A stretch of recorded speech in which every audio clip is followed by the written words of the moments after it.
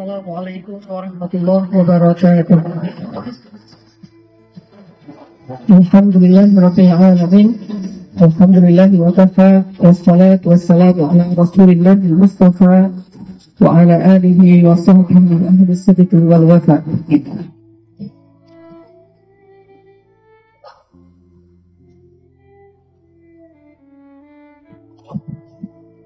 Ikhwatillah, kita akan meneruskan tadi apa yang disampaikan oleh Yasir. Yang pada hari ini kita akan membedah satu ayat Al-Quran, dan ini bukan kebetulan, memang seperti itu Allah Subhanahu wa Ta'ala mentakdirkannya. Saya kebetulan akan menyampaikan materi tentang itu, kemudian sudah disampaikan prolognya oleh Pak Yasir tentang firman Allah dalam surat Al-Baqarah ayat 269.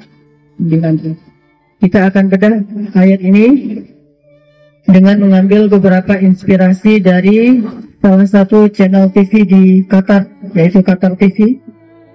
Di Qatar TV itu ada acara judulnya Musafir Ma'al Quran, jalan-jalan bersama Al-Quran. Acara ini diisi oleh Syekh Fahad Al-Kandari Al-Hafiz.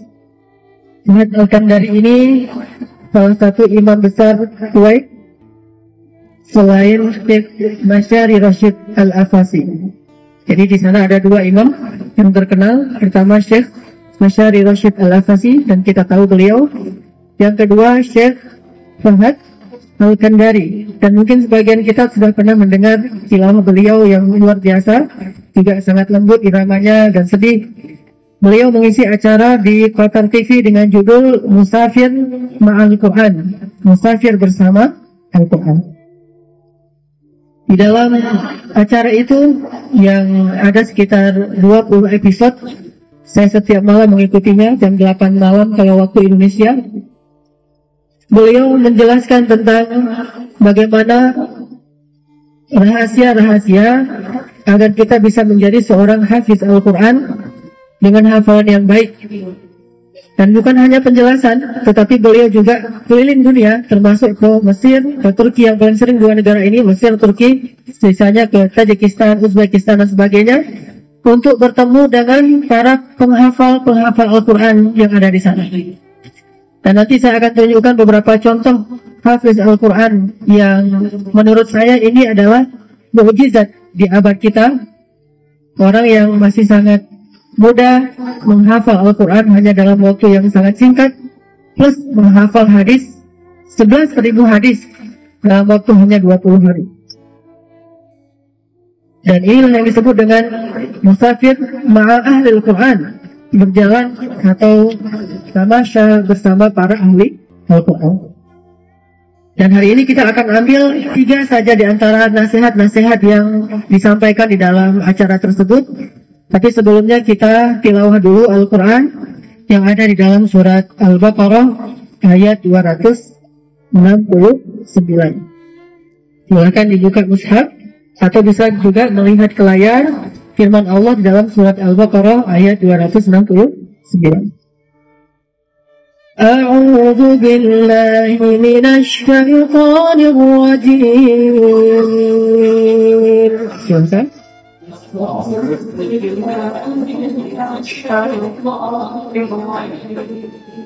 Bismillahirrahmanirrahim.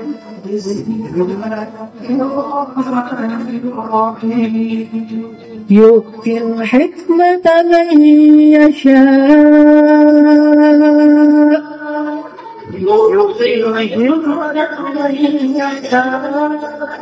ومن يؤت الحكمة فقد أوتي خيرا كثيرا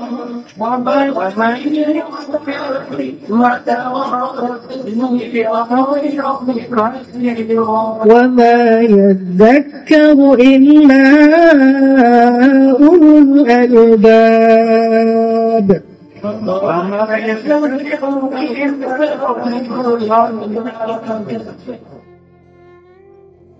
diberikan hikmah ini kepada siapa yang Dia kehendaki. Dan siapa yang Allah berikan hikmah, maka dia telah memperoleh kebaikan yang sangat banyak. Dan tidak ada yang dapat mengambil pelajaran kecuali orang-orang yang memiliki akal dan hati. Ikhwati fillah, jelas di dalam ayat ini Allah menjelaskan kepada kita bahwa ilmu Al-Quran bukan hanya ilmu yang muktasabah. Apa arti muktasabah? Muktasabah itu ilmu yang dipelajari dan diusahakan. Itu artinya muktasab, dilatih, dipelajari, diusahakan sehingga didapatkan. Sama seperti makanan, uang, rezeki, dan segala macam dalam kehidupan kita, dia tidak semata-mata muktasabah. Orang yang meyakini bahwa ilmu itu muktasabah, maka dia tidak akan pernah mendapatkan hikmah di sisi Allah. Oh, muktasabah itu yang diandalkan adalah metodologi. Oh, metodenya harus bagus. Yang diandalkan kecerdasan dan kemampuan menghafal, kemampuan menalar, kemampuan memahami. Ini muktasabah. Tetapi ilmu juga mauhubah. Jadi ada istilahnya muktasabah, ada istilahnya mauhubah. Apa bedanya? Mauhubah itu anugerah dari Allah. Mauhubah itu adalah rahmat dari Allah. Mauhubah itu adalah pemberian dari Allah, hadiah dari Allah, bukan semata-mata muktasabah.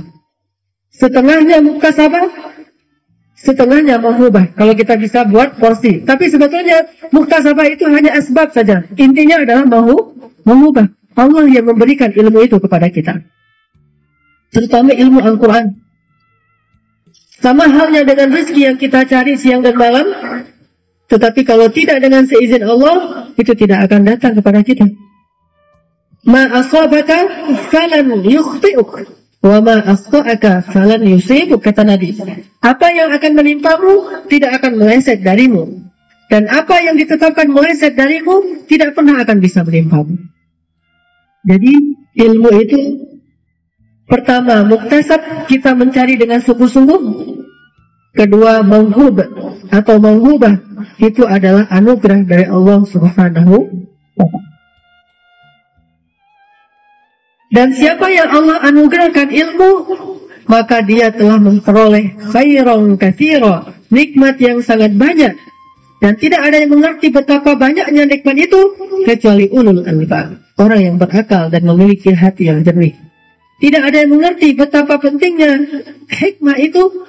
Tidak ada yang mengerti khairan katsira itu. Tidak ada yang mengerti tentang mauhubah dan anugerah dari Allah itu kecuali orang yang beriman. Maka dari ayat ini dapat kita pahami bahwa kita tidak akan bisa belajar Al-Quran kecuali anugerah dari Allah. Kita tidak bisa menghafal Al-Quran kecuali dimudahkan oleh Allah. Kita tidak bisa memahami Al-Quran sedalam mungkin sampai ke tingkat tafsir Al-Quran, bahkan ta'wil Al-Quran, kecuali diinspirasikan oleh Allah dalam hati kita, dalam pikiran kita. Maka Allah lah yang menentukan siapa yang memperoleh hadiah ini dan siapa yang tidak memperolehnya. Walaupun orang mendengarkan Al-Quran sering, bahkan khatam Al-Quran, kalau Allah tidak mengizinkan, Allah jadikan di dalam hatinya ada hijaban masturo atau akinnah penutup, maka dia tidak akan memperoleh ilmu ini sama sekali. Ini yang saya dapatkan pelajarannya dari Musafir Ma'al Quran, bahwa Al-Quran itu anugerah, setiap ayatnya anugerah dari Allah. Setiap ayatnya. Makanya terkadang kita berpikir atau merasakan ada ayat yang begitu mudah kita hafal. Ada hari-hari di mana kita menghafal Al-Quran itu cepat banget. Hafalan kita bagus, cepat, dan mutqin, kuat. Tapi ada hari-hari juga ketika hafalan kita begitu sulitnya. Untuk menghafal itu berat banget, ngantuknya luar biasa, malasnya luar biasa. Untuk melewati satu halaman aja itu lama sekali. Kenapa? Bukan soal kita sudah mencoba atau belum, tapi soal Allah berikan atau tidak kepada kita. Setiap ayatnya itu dari Allah. Setiap ayatnya itu Allah yang turunkan. Pertama Allah turunkan kepada hati Nabi Muhammad, kemudian Allah turunkan kepada hati para sahabat, kemudian Allah turunkan kepada hati orang-orang yang Allah pilih di antara umat Nabi Muhammad, termasuk di antaranya kita. Allah pilih di antara kita siapa yang akan diberikan 100 ayat, 50 ayat, 10 ayat, 1 ayat. Itu juga Allah. Namanya mauhub. Allah yang memberikan. Ada yang dikasih, kamu ambil satu Quran 30 juz. Ada yang dikasih 30 juz, setengah dari 30 juz itu artinya 30 juz huruf, 30 juz Al-Quran, tetapi maknanya setengah, amalannya setengah, fahamnya setengah. Ada yang diberikan semuanya. Dia hafal 30 juz Al-Quran, dengan 30 juz itu 10 cara baca, 10 qiraah, dengan menghafal hadis-hadis yang menunjang pemahaman Al-Quran, semuanya dikasih, ambil semuanya. Ini orang yang benar-benar memperoleh khairan katsiran dari Allah. Makanya beda-beda Allah memberikannya tergantung keridhaan Allah kepada orang itu. Kalau Allah ridha kepada kita, Allah berikan banyak. Sama kayak rezeki. In syakartum la'azidannakum. Allah yang memberikan rezeki, yarzuqu man yasha. Allah yang memberikan kerajaan, yu'til mulka man yasha. Allah yang memberikan kemuliaan, yu'izzu man yasha. Allah pula yang menghinakan seseorang, wa yudhillu man yasha. Semuanya itu di sisi Allah Subhanahu wa taala. Maka ilmu terutama Al-Quran bukan hanya semata-mata muktasab, dicari, diusahakan, dipelajari, dicari bagaimana metodenya, lingkungannya, segala macam. Bukan hanya itu, tetapi ilmu juga mauhub, anugerah dari Allah. Kalau Allah yang kasih anugerah itu, kadang-kadang kita tercengang-cengang kita. Kok bisa?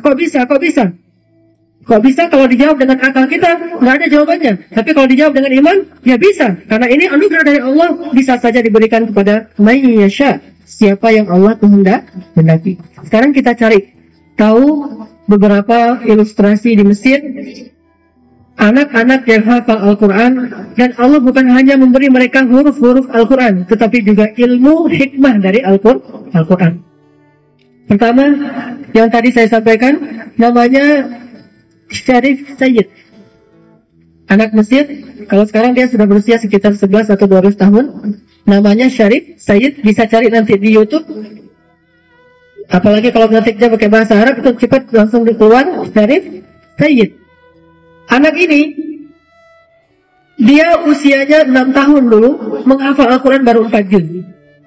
Jadi dari usia 4 tahun dia belajar Al-Quran sampai 6 tahun, 2 tahun cuma menghafal berapa? Cuma 4 juz, nggak lewat dari 4 juz. Dia belajar lagi 4 juz, nggak bisa lewat dia nggak kuat.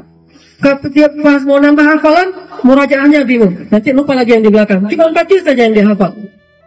Tapi kemudian dia bertemu dengan seorang syekh yang hafal Al-Quran dengan 10 qiraat. Lalu syekh ini mengatakan, ya Syarif, kamu belajar di sini. Awalnya dia belajar dengan orang tuanya, dikasih ke syekh, ke sebuah maktab. Akhirnya dia belajar kepada syekh ini. Dalam hanya kurang lebih 6 bulan dia hafal 26 juz yang tersisa. 6 bulan, 2 tahun lebih dia belajar cuma dapat 4 juz. Tapi 6 bulan kurang dia mendapatkan 26 juz. Bahkan bisa disebut 30 juz, karena 4 juz yang dia hafal dulu itu tidak mungkin, tidak kuat hafalannya, dan tidak bagus cara baca dan wakafnya, tidak ada riwayatnya. Sekarang 30 juz dengan riwayat. Dia wakaf di tempat Jibril wakaf. Dia ibtidak di tempat Jibril ibtidak. Bagaimana Jibril membacakan ayat itu kepada Nabi, begitu dia baca. Disebut dengan riwayat Al-Quran. Beda dengan kita kalau belajar Al-Quran nggak pakai riwayat nih. Yang penting udah bisa tahsin, udah hafal Quran disebut hafiz. Kalau di Arab tidak boleh disebut hafiz sebelum dia dapat ijazah minimal 1 riwayat saja. Minimal 1 qiraat. Kenapa riwayat? Biar dia tahu di mana Jibril wakaf, bagaimana cara Jibril membaca kalimat itu. Misalnya wahwa ala kulli syai'in qadir. Gimana Jibril baca wahwa ala kulli syai'in qadir? Kita bebas saja. Wahwa ala kulli syai'in qadir. Padahal Jibril bacanya gimana? Wahwa ala kulli syai'in qadir. Wahwa, hu-nya dinaikin, bukan wa-nya yang ditekan. Ini semuanya cara baca Jibril, dan ini dipelajari dalam ilmu riwayat. Mereka menghafal kitab matan itu kayak syair, tapi isinya tajwid. Kalau kita kan tajwid kita gampang di metodenya. Ada pakai warna, ada katanya huruf tentara, ada huruf presiden, ada huruf rakyat, macam-macam tuh metode di Indonesia nih. Kalau di sana dia hafalnya matan itu tebalnya sampai ratusan lembar. Dia hafal dalam bentuk syair, isinya nun kalau ketemu ini, hafal semuanya. Dia hafal itu dalam waktu hanya 6 bulan. Syarif Sayyid. Setelah selesai dia hafal Al-Quran dengan 1 riwayat 6 bulan, bapaknya bertanya, ma ba'da Al-Quran? Terus kalau udah selesai Al-Quran apa lagi? Kayaknya udah selesai itu. Karena ini adalah puncak menurut bapaknya. Apa kata Syekhnya Syarif? Dia justru baru mulai, bukan sudah selesai. Dia justru baru mulai. Bapaknya pikir sudah selesai setelah Al-Quran. Kata syekhnya belum, ini baru mulai. Sehingga akhirnya dia diajarkan 10 qiraat Al-Quran, 10 riwayat. Satu qiraat sekurang-kurangnya ada 2 cara baca. Maka kalau 10 kali 2, 20 cara baca Al-Quran dikali 30 juz. Sama sekali berbeda. 30 kali 20 berapa juz? 600 juz. 600 juz dia hafal Al-Quran. Kenapa saya bilang 600? Karena bacanya beda. Dan tidak boleh dicampur antara satu riwayat dengan riwayat yang lain. Mad jaiz yang munfasil dengan mad wajib muttasil, di riwayat ini bacanya gimana? Di riwayat itu bacanya gimana? Itu beda-beda. Nun atau saktah, misalnya Zalikal kitabu la raiba fihi. Satu. Zalikal kitabu la raiba fihi hudan lil muttaqin. Nanti ada yang saktah. Setiap nun ketemu alif atau lam, al, in, antum. Saktahnya banyak banget. Ini semuanya disebut dengan qiraat atau riwayat. Dia pelajari berapa lama? Qiraat ini dia pelajari 10 qiraat hanya dalam waktu 8 bulan saja. Syekh saya yang saya sering cerita, Syekh Tariq Faris, beliau belajar qiraat 10 selama 8 tahun. Syarif Sayyid belajarnya maksimal 8 bulan. 10 qiraat dipotong waktu sama dia. Bagaimana caranya? Muktasabahnya dia sehari tidur cuma setengah jam. Sehari tidurnya cuma setengah jam. Setengah jam lagi untuk makan, minum dan segala macam. 23 jam lagi hafal Al-Quran. 20 jam menghafal, 3 jam setoran hafalan sehari selama 8 bulan kurang lebih. Ditanya sama reporternya, Ustadz Syekh Fahad Al-Kandari, kamu kuat sehari tidur cuma setengah jam? Awalnya saya nangis-nangis. 2 minggu pertama nangis-nangis, gak kuat. Gimana mau kuat 1 hari setengah jam terus menghafal Quran terus menerus dengan qiraat? Dia hafal buku yang tebal-tebal, referensi qiraat. Awalnya saya nangis. Lalu kata bapak saya, kalau gitu gak usah maksain diri, udah aja istirahat dulu, nanti kapan-kapan kita belajar lagi. Kata dia nggak mau, walaupun dia nangis tapi dia mau belajar terus. Jadi dia belajar di situ bukan diperintah oleh bapaknya atau disuruh, enggak. Bukan dipaksa oleh gurunya, dia sendiri yang mau, walaupun tetap namanya juga berat. Awalnya saya nangis. Tapi setelah selesai 2 minggu, itu udah jadi kebiasaan. Sekarang saya udah biasa tidur 1 jam, paling banyak atau setengah jam rata-rata sehari. Setengah jam lagi makan. Makannya itu efektif banget. Setengah jam. 3 kali makan, setengah jam. Kalau kita sekali makan, bisa sampai 1 jam. Ngobrol, nyoba dulu menu ini, segala macam. Ini setengah jam 3 kali makan. Berarti 1 kali makan kurang lebih sekitar 10 menit. Sisanya, untuk hajat-hajat yang lain, maka 23 jam itu belajar Al-Quran. 8 bulan, selesai 10 qiraat. Selesai 10 qiraat, dia ikut daurah. Daurah itu kalau di kita kayak acara pelatihan. Daurah hadis di Mesir. Di Mesir mah ilmu luar biasa, ilmu agama. Daurah hadis ini proyeknya adalah menghafal hadis Bukhari Muslim 40 hari. Boleh 100 hadis, 200 hadis, 1000 hadis, semampunya. Pokoknya 40 hari itu menghafal hadis Bukhari Muslim muttafaqun alaih. Syarif ikut di situ. Dia daftar ikut.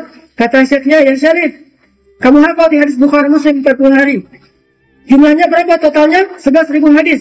Dia menghafalnya bukan 40 hari, 20 hari. Sehari rata-rata menghafal 700 hadis. 700 hadis sehari. 40 hari, 20 hari dia hafal Bukhari Muslim, 20 hari lagi dia hafal Bukhari saja dan Muslim saja. Yang berbeda antara Bukhari dan Muslim. Dan saya di rumah punya kitab Fathul Bari, yaitu kumpulan hadis Bukhari, jilidnya tebalnya. Saya aja baca belum pernah khatam. Bacanya aja belum pernah khatam, apalagi hafal. Dia hafal segini 10 hari. Nanti yang Muslim segini 10 hari. Maka total saya buat dengan tangan saking banyaknya itu 20 hari. Plus yang Bukhari dan Muslim muttafaqun alaih. Lebih dari 11.000 hadis dia hafal dalam 40 hari saja. Selesai itu apa lagi? Dia sudah selesai menghafal Injil dengan semua versinya. Dia hafal Taurat dengan semua versinya. Dia hafal Zabur dengan semua versinya. Kemudian sekarang dia sedang mempelajari ilmu tafsir dengan semua tafsirnya. Bukan mempelajari baca, hafal. Karena sekali dia buka, dia hafal. Kalau saya pernah cerita Imam Syafi'i, kalau baca sekali langsung hafal, ini Imam Syafi'i tahun 2013.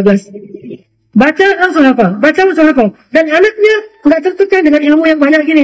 Masa kecilnya dihabiskan untuk belajar, enggak. Kemana-mana senyum, wajahnya enak dilihat, orangnya bijaksana, dewasa. Namanya juga Syekh. Dulu dia mencari guru untuk belajar Al-Quran. Sekarang dia tidak menemukan lagi guru untuk bisa belajar kepada seseorang. Kenapa? Nggak ada lagi guru yang bisa ngajarin dia ilmu. Yang hidup sudah nggak ada lagi yang bisa mengajarkan dia. Dia sekarang mengisi acara-acara yang banyak di Arab, di channel Iqra, di channel Al Jazeera, di banyak channel dia isi acara halaqah Al-Quran. Anak ajaib juga banyak ulama cilik, bukan cuma bisa ngomong ceramah, bukan, memang ulama cilik banyak ilmunya, sehingga tidak ada lagi orang yang bisa mengajarkan dia ilmu agama kecuali baca dari kitab-kitab klasik yang terdahulu. Kalau sekarang udah nggak ada, semuanya udah setara, udah kelasnya setingkat dengan para profesor Al-Azhar. Tapi hanya dalam waktu kurang lebih sekitar 2 tahun saja. Kita lihat adegan dia ketika dia diwawancari. Saya masukkan ke dalam Powerful Tilawah dari saja.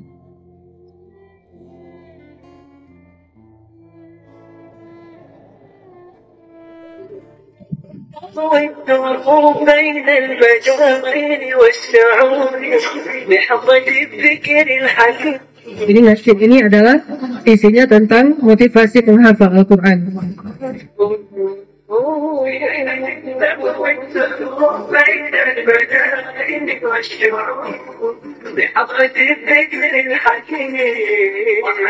Ini Syekh Fahad Al-Kandari, pembawa acara Musafir Al-Quran.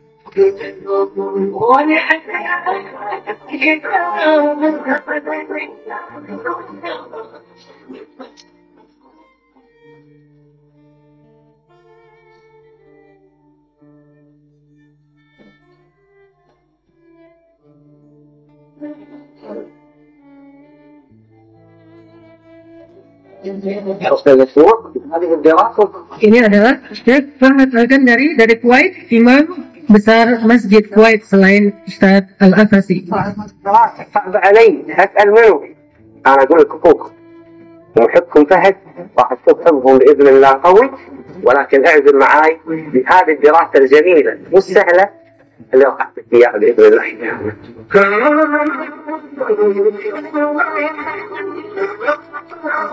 Dia menuju ke masjid.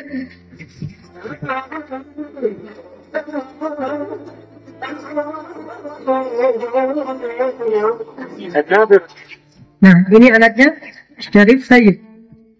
أب بإذنه وكيف أن تفرغه وحرصه على حميده أفرز لنا شابا متميزا متقنا لحفظ القرآن. Ini Syarif Sayyid. إن شاء الله تبارك الله تشريف في ذاته ولكن النقطة المهمة يعني أصبح دور الوالد مهم. طبعا لأن الوالد الأم لها بعض التحقيق، لكن الوالد عليه دور أكبر. الوالد يقوم، الوالد كيف يتعامل مع ابنه، هو عامل أساسي في تحفيظ الولد، كما أنه كان يحفزني ويشجعني لحفظ القرآن الكريم. الأول على Ini ayahnya. حصل مع والدته في الآيات القصيرة، بعد كده والدته ودته المسجد يتعلم على كيف كل محمود فترة كده بتاعت. Dia menceritakan apa yang tadi saya kisahkan, bahwa awalnya ayahnya ini ketika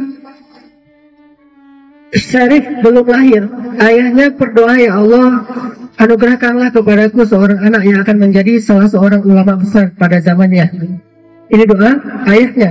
Kemudian ketika ibunya hamil, yaitu mengandung Syarif, ayahnya bermimpi bahwa beliau berada di sebuah taman apel, di sebuah kebun apel. Banyak sekali buah apel, tapi ada satu buah apel yang begitu besar ukurannya dan begitu random sampai dia rendah sekali, bisa dipetik dengan tangan. Kemudian Sayyid, bapaknya Syarif, memetik apel tersebut di tengah-tengah kebun apel. Dan takbir dari mimpi tersebut adalah Allah anugerahkan kepadanya sebuah apel yang menjadi ilustrasi tentang Syarif Sayyid, anak yang menjadi hafiz Al-Quran sebagaimana doa dari ayatnya. يعني كل واحد مشغول بالضبط ومشغول ببيته ومشغول. Dia bilang ketika anak ini masih kecil, saya tidak peduli dengan pendidikan Al-Qurannya kecuali ya sewajarnya saja karena saya sibuk dengan bekerja. Sehingga dia belajar Al-Quran bersama ibunya, hafal 4 juz tapi tidak naik-naik, tidak nambah-nambah. Ketika diberikan pada chef, akhirnya dia bisa survive. فاستبصر فيها قليلا ثم أرسل إلى والده. شفت بعت في يوم من الأيام وقال لي الولد إمكانيات الحفظ عنده حلوة وعاوزك تراعيه إن شاء الله. Chefnya ini seorang pencari bakat, hafiz Al-Quran yang tahu bakat-bakat menghafal Al-Quran.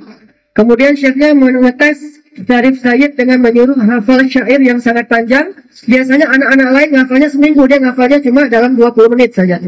Dia Syarif, kamu hafal ini, nanti kalau sudah selesai datang ke saya. Dipikir sama Syekh ini, beberapa hari nanti baru datang, enggak. Dia duduk sebentar di belakang Syekh ini, kemudian dia katakan, Syekh, saya sudah hafal. Yang anak lain ngafalnya beberapa hari, dia ngafalnya nggak sampai setengah jam. Syekh, saya sudah hafal. Kata Syekhnya, nggak mungkin. Tapi saya sudah hafal. Coba kamu perdengarkan. Diperdengarkan syair itu, syair tentang qasidah tentang Al-Quran. Akhirnya Syekh ini paham anak ini punya mauhub. Allah memberikannya anugerah khusus untuk menghafal Al-Quran. Sehingga dia dimintai ke orang tuanya, ya Pak Sayyid, boleh saya jadi guru anak ini? Jadi Syekhnya sendiri yang ingin supaya jadi guru anak ini, akhirnya dia bisa hafal Al-Quran. استجبت الطلب وقعدت معاه فترة كده فبدأت إن أنا أحط برنامج معين فلقيت الثمرة بتأتي يعني. أنا انتهيت من الحفظ القرآن وأنا عندي 7 سنين 8 أشهر. 7 سنين و9 أشهر أنا كنت ممتحنة بدأت تحفظ الأطفال والجزائريين. تمام. بدأت أنا بقى في القراءات. بدأت لما بدأت في القراءة؟ يعني تقريبا بدأت بعد ذلك القراءات. كنت أجلس مع شيخي. أولا بدأ معنا أنه كان يجلس معنا من العصر إلى الفجر. لكن هو كان عاوز belajar qiraatnya, kata dia, minal asr ilal fajr. Belajarnya dari asar sampai subuh. Awalnya, ini belum 23 jam. Baru setengah hari dari asar sampai subuh. Dia duduk bersama, hasilnya luar biasa, mau duduk bersama anak ini di masjid dari asar sampai subuh. Semalaman mereka cuma tidur setengah jam, kemudian ngapal lagi sampai subuh. Kemudian bertambah porsinya sampai 23 jam. Awalnya dari asar sampai subuh, dan dia kuat.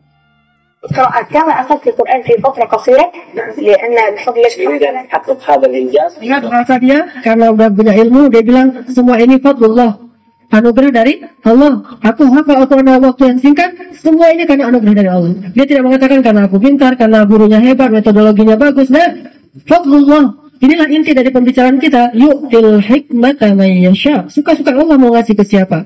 Makanya dia bilang bifadlillah ta'ala. في القراءات في فترة قصيرة. في القراءات فقط في 8 سنين. فهو أعلن وضمن الإخوة والطلاب أنه سيأخذ القراءات في 6 أشهر. فبدأنا. Berarti bukan 8 bulan. Maksud saya tadi, saya lupa, 6 bulan belajar 10 qiraat. Dan syekhnya sudah menebak, ini anak bisa 10 qiraat dalam waktu 6 bulan. Makanya kata syekhnya, ya Syarif, kamu bisa ngambil qiraat dalam 6 bulan? Kata Syarif, insya Allah. Murid-murid syekhnya yang lain 8 tahun ngambil qiraat ini. Ya Syarif, kamu mau ngambil qiraat ini memecahkan rekor 6 bulan? Kata Syarif, insya Allah. Akhirnya dia belajar, makanya syekhnya membantu 23 jam, selesai 6 bulan qiraat yang 10. كان يأخذ أولا من العصر إلى منتصف الليل ثم من عصر الفجر إلى أن وصلت كنت بأخذ 20 ساعة في المذاكرة و3 ساعات تحضير لأن طبعا القراءات جمعا.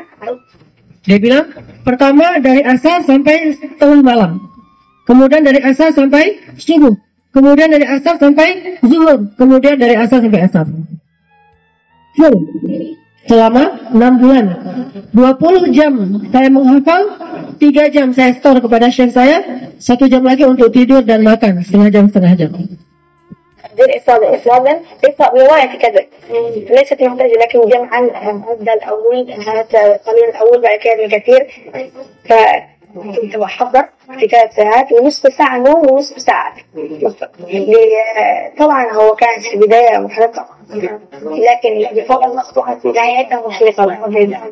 هو لا يأتي هذا العلم وهذا الوصول إلى هذه المكانة ما شاء الله حفظ القرآن بتأسف القرآن بإتقان. فذهبت يعني الواحد يتروع على الله. Ini dites bacaannya oleh Syekh Fahd Al-Kandari.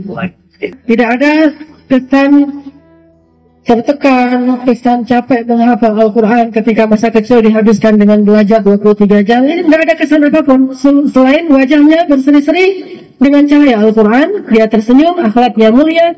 Bahkan nanti di adegan lain, saya kemarin pas mau download nggak berhasil, nanti akan saya download lagi. Adegan ketika dia memohon doa kepada bapaknya sambil dia cium. Orang Arab kalau menghormati orang tua bukan cium tangan saja, dia cium keningnya, dia cium kening bapaknya, dia cium tangan bapaknya, dia bilang, ya Bapak, doakan saya menjadi seorang ulama besar di zamannya.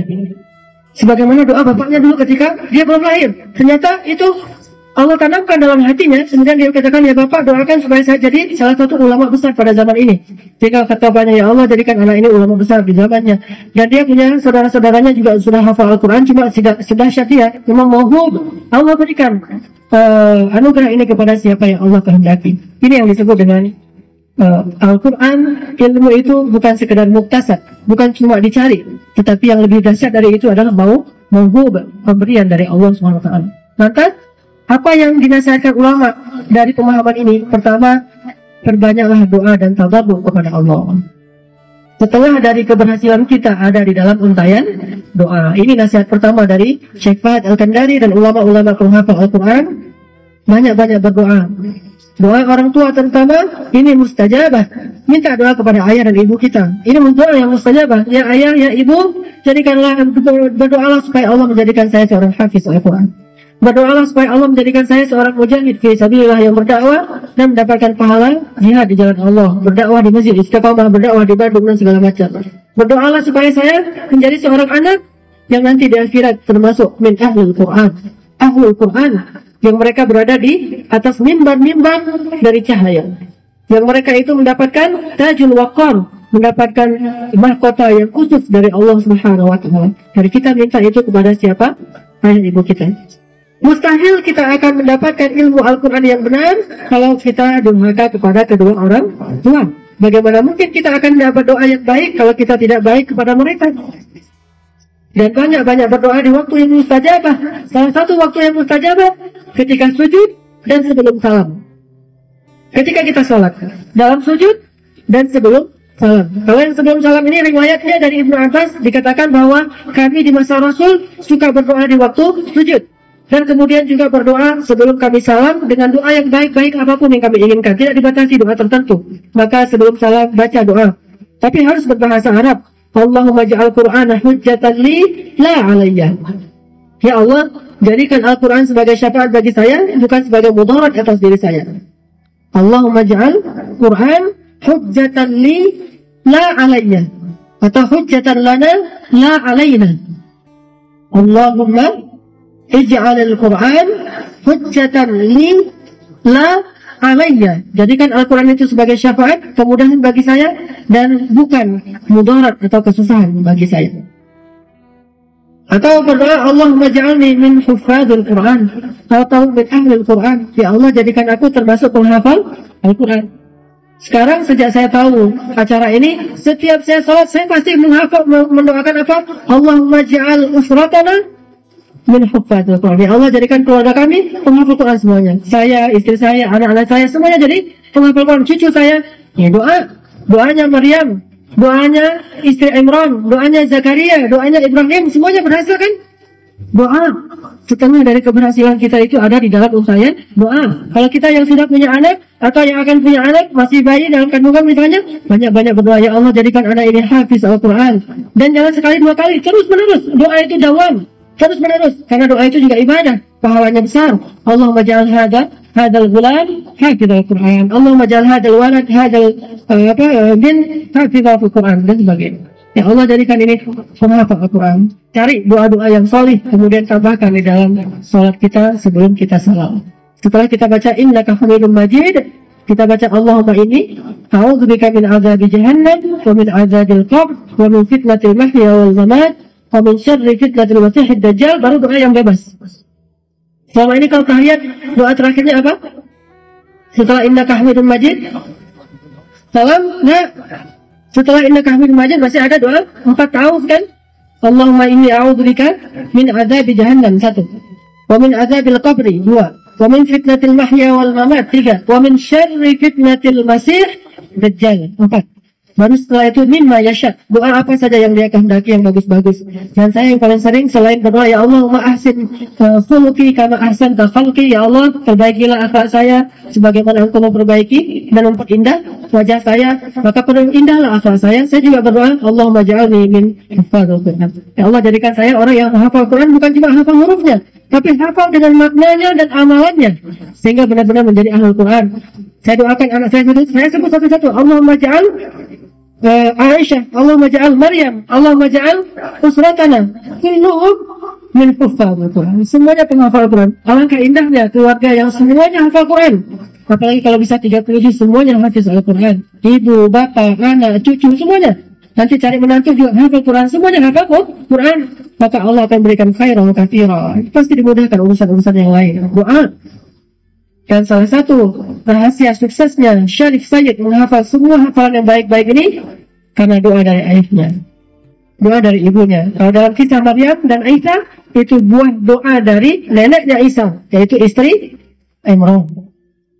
Dan keluarga ini juga buah doanya Nabi Ibrahim. Jadi kalau dari keluarga itu semuanya para solihin. Salah satunya keluarga dari Nabi Ibrahim itu nanti keturunannya Bani Israel, yaitu Zakaria dan Imran. Zakaria menikah dengan, jadi ada seorang laki-laki punya anak perempuan dua-duanya salihah. Yang satu dinikahi Zakaria, yang satu dinikahi Imran. Coba lihat, luar biasa nih keluarga nih. Bapak ibunya, istri Imran dan istri Zakaria, istri Imran dan istri Zakaria ini saudara, kakak adik. Satu perempuan dinikahi Nabi Zakaria, satu lagi dinikahi orang saleh yang bernama Imran. Sehingga muncul lagi anak dari mereka, Maryam, muncul lagi cucu, maka disebutlah Isa dan Yahya itu sepupuan. Satu keluarga, semuanya hebat. Atau nanti yang di atasnya lagi ada Yusuf bin Yakub bin Ishak bin Ibrahim. Coba bayangkan, 4 keturunan Nabi semuanya. Yusuf, dan ini bukan jauh, enggak, langsung. Yusuf bin Yakub bin Ishak bin Ibrahim. 4 keturunan yang langsung ketemu dengan Nabi-Nabi semuanya. Ini doa Nabi Ibrahim, Rabbi habli minas salihin, Rabbi ja'alni muqimas salat wa min dzurriyyati, Rabbana wa taqabbal du'a, Rabbana hab lana min azwajina wa dzurriyyatina qurrata a'yun waj'alna lil muttaqina imama. Dan ini saya selalu manfaatkan terutama dalam waktu-waktu mustajabah. Salat ketika sujud sebelum salam, atau hari Jumat setelah asar sampai maghrib. Ini waktu-waktu mustajabah. Hari Jumat setelah salat asar sampai maghrib mustajabah. Sepertiga malam terakhir mustajabah. Ini sekarang Ramadan mustajabah.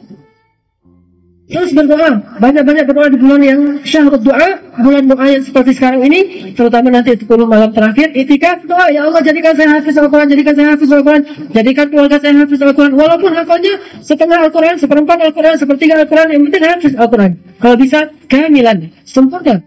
Mungkin Allah beri satu di antara mereka yang sempurna, yang lain setengah, seperempat, sepersepuluh, yang penting hafal Al-Quran semuanya. Kita doakan, ya Allah jadikan ibu bapak saya juga hafal Al-Quran. Kalau mereka dapat misalnya juz amma saja udah luar biasa tuh. 1 juz. Adik-adik saya hafal Al-Quran dapat setengah Al-Quran 15 juz, saya hafal Al-Quran dapat sempurna. Subhanallah, semuanya hafiz Al-Quran. Dan ini keberhasilannya, rahasianya adalah perbanyak doa dan tadarruk. Apa tadarruk? Curhat kepada Allah, mengadu kepada Allah, bicara yang lembut kepada Allah. Idnada rabbahu nida'an khafiyya. Ini tadarruk, berdoa dengan suara yang lembut. Qala rabbi inni wahadal 'azmu minni washta'ala ar-ra'su shayba wa lam akun bidu'aika rabbi syaqiyya. Aku enggak pernah berputus asa memohon kepadamu ya Allah, kata Nabi siapa? Zakaria. Sesungguhnya istriku, sesungguhnya aku, sesungguhnya curhat. Ya Allah, aku lagi menghafal surat ini, tapi begitu beratnya bagiku, mungkin banyak dosa, ampunkanlah dosaku, mudahkanlah ilmu ini. Allahumma inni as'aluka ilman nafi'a, wa qalban khashi'a, wa rizqan thayyiba, wa amalan mutaqabbala, dan sebagainya. Minta kepada Allah, Allahumma sahil, yassir ya Rabbana, yassir. Anta yassir, engkau lah yang memudahkan segala urusan. Rabbana atina min ladunka rahmah wa hayyi' lana min amrina rasyada waj'al lana min kulli dhiqin makhraja wa min kulli hammin faraja wa min kulli usrin yusra. koleksi banyak doa-doa yang baik, sebagaimana kita mengkoleksi barang-barang kesukaan kita. Ada orang mengkoleksi perhiasan, ada orang mengkoleksi kaos, ada orang mengkoleksi jeans, ada orang mengkoleksi jilbab, ada orang mengkoleksi bros, ada orang mengkoleksi jam, ada orang mengkoleksi berbagai macam barang. Koleksi juga doa-doa yang salih yang berhubungan dengan masalah kita, sehingga kita bisa membacanya di dalam sholat, di dalam sujud, di sepertiga malam, di waktu-waktu mustajabah, di bulan Ramadan, di ketika i'tikaf, antara azan dan iqamah, antara dua khutbah, semua ini waktu mustajabah. Dan banyak doa. Ini rahasia dari syarif. Selanjutnya, mungkin satu adegan lagi, kita lihat seorang anak yang buta, juga di Mesir, hafal Al-Quran dalam waktu kurang lebih 2 tahun. Enggak sampai 2 tahun, 1 tahunan dia hafal Quran. Yang luar biasanya lagi, ketika ditanya sama Syekh Fahad Al-Qadari, apa kamu pernah berdoa supaya Allah berikan kamu mata? Kata dia, enggak pernah. Dan saya tidak mau berdoa diberikan mata. Kenapa? Saya bersyukur dengan Allah cabut penglihatan saya ini, maka Allah telah membebaskan saya dari salah satu sebab masuk saya ke dalam api neraka. Dengan Allah butakan mata saya, Allah hindarkan saya dari dosa-dosa mata. Maka saya bersyukur, nggak bisa ngelihat. Dan saya yakin seperti kata-kata Ibnu Qayyim Al-Jauziyah, dia mau taruh kata-kata Ibnu Qayyim Al-Jauziyah itu ditempel di dinding dia apa? Kata Ibnu Qayyim Al-Jauziyah, jika Allah mencabut satu nikmat dari hamba, Allah berikan 2 nikmat dari sisi yang lain kepada orang itu. Dicabut nikmat mata, Allah berikan nikmat Al-Quran. Dan itu bukan 2, lebih dari 2 berarti Al-Quran. Nikmat yang sangat banyak, sayrun katsira. Inilah dia anak hafiz Al-Quran yang menghafal Al-Quran dengan susah payah dan diberikan anugerah oleh Allah SWT.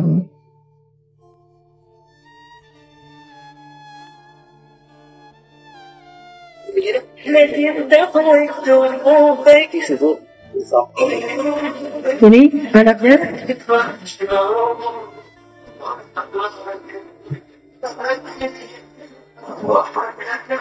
Semuanya happy menghafal Al-Quran.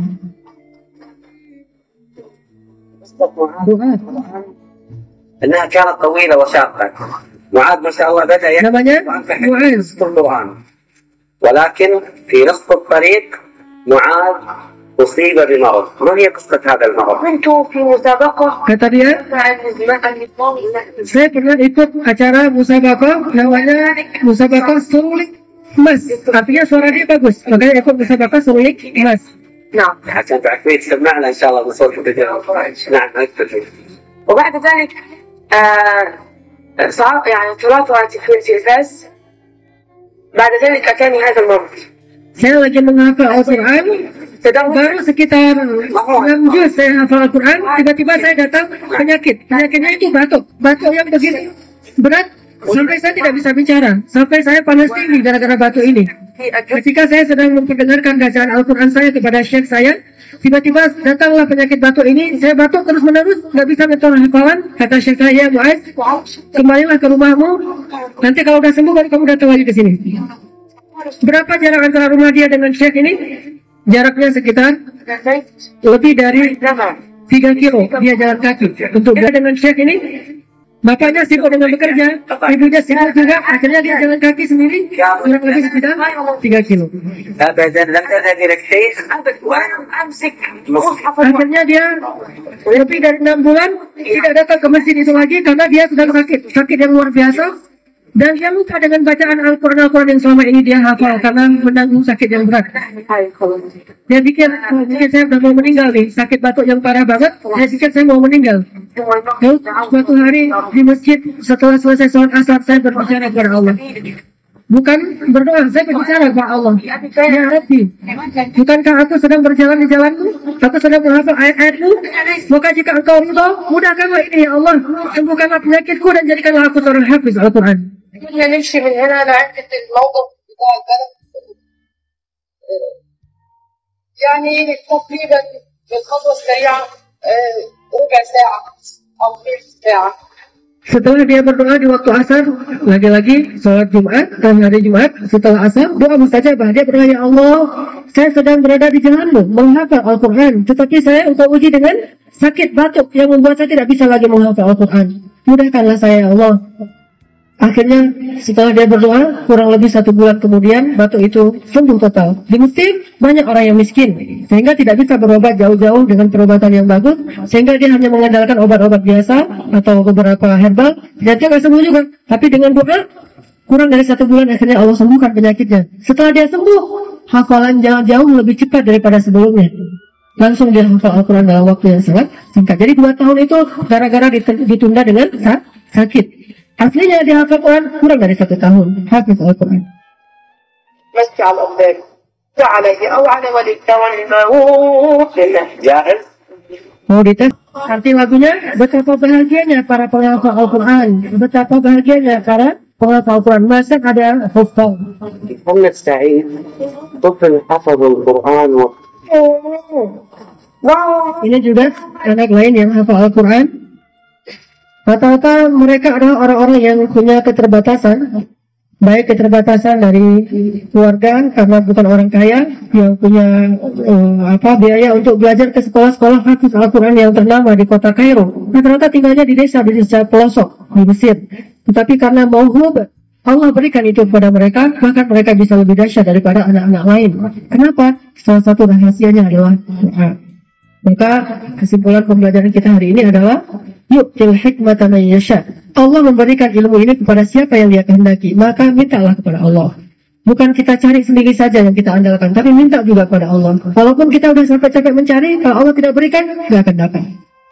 Cari dengan sungguh-sungguh, tapi di malam hari, di waktu-waktu tertentu, berdoa dan bercurhat kepada Allah. Ya Allah, beri saya ilmu ini. Ya Allah, jadikan saya seorang hafiz Al-Quran. Kenapa kata Nabi? Seorang itu derajatnya di surga tergantung ayat terakhir yang dia hafal dari Al-Quran. Makin tinggi dia, makin banyak hafalan Al-Qurannya, makin tinggi derajatnya di surga, insya Allah. Ini hadis yang ada di dalam kitab Riyadhus Shalihin, bab keutamaan menghafal Al-Quran atau membaca Al-Quran. Mudah-mudahan ini menambah semangat kita untuk berdoa menjadi seorang hafiz Al-Quran, mendoakan anak-anak kita menjadi hafiz Al-Quran, dan belajar bersama-sama saling watawasau bil haq watawasau bil sabr dalam menghafal Al-Quran dan menjadi ahli Al-Quran, insyaallah. Barakallahu li wa lakum, subhanakallahumma wa bihamdika, asyhadu an la ilaha illa anta, astaghfiruka wa atubu ilaik. Sebelum ditutup, mungkin ada yang mau didiskusikan dari akhwat dulu, ada yang mau ditanya dulu? Silakan kepada ikhwan fillah yang mau bertanya. Untuk ikhwan 1, insyaallah akhwat 1. Ada akhwat? Kita dari ikhwan dulu ya. Assalamualaikum warahmatullahi wabarakatuh. Waalaikumsalam warahmatullahi wabarakatuh. Selama ini mau belajarnya itu di pensiun kayak gini. Mungkin itu ini juga siapa mau ke itu kemudahan juga. Saya berusaha untuk belajar baik dapatkan untuk mengerti ayat per ayat.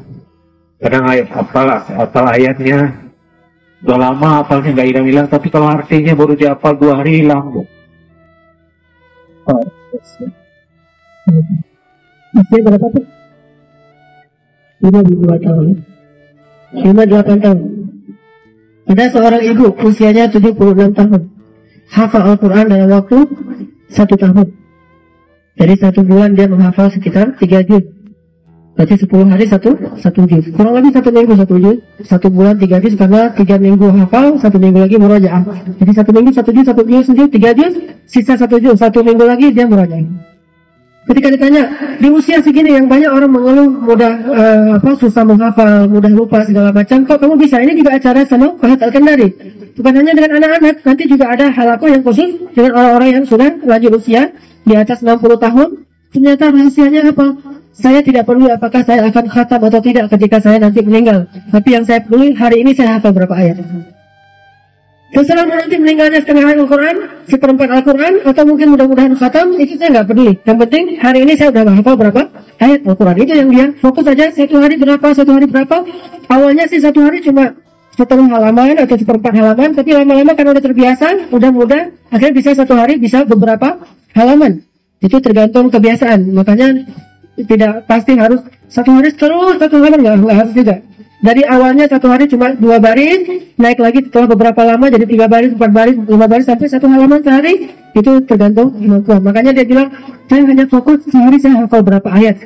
Bukan, saya harus khatam nanti dalam waktu berapa lama. Alhamdulillah saya bisa khatam 1 tahun. Itu juga nggak terduga. Anugerah dari Allah. Lagi-lagi dia bilang anugerah dari Allah. Cuma target saya per hari, bukan per tahun, nanti hafalnya harian. Setiap hari saya hafal, setiap hari saya hafal, dan saya pastikan nggak boleh tidur sebelum saya selesaikan target saya hari itu menghafal berapa ayat Al-Quran. Nggak boleh tidur, diwajibkan bagi dirinya sendiri.